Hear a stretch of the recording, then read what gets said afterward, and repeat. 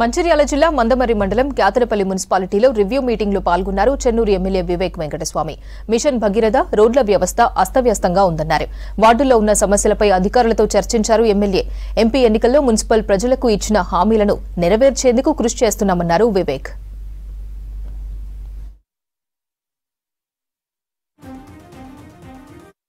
క్యాతరపల్లి మున్సిపాలిటీలో works review అధికారులతో చేయడం జరిగింది. ప్రత్యేకంగా మిషన్ భగీరథి ఈ రోడ్స్ ఏదైతే ఉన్నదో క్యాతరపల్లిలో రోడ్స్ వ్యవస్థ చాలా దారుణంగా ఉంది.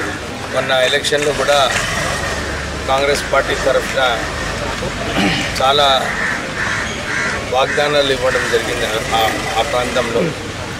దాంతోపాటు ఆర్కేపురంలో శ్మశాన వాటిక కావాలి, మైనారిటీస్కి ఒకటి కబ్రస్థాన్, ఇంకా క్రిస్టియన్స్కి కూడా ఒక క్రిమటోరియం, ఇవన్నిటికీ కూడా ఒక 25 ఎకరాల భూమి సింగరేణికి కోరడం జరిగింది. నిధులు కేటాయించాలంటే భూమి ఉండాలి.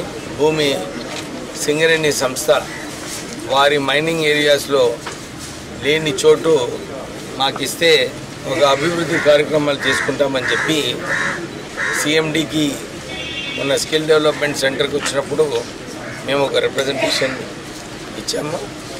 దాన్ని ఫాలోఅప్ చేస్తున్నాము. త్వరలోనే సింగరేణి ఒక నిర్ణయం తీసుకుంటుంది.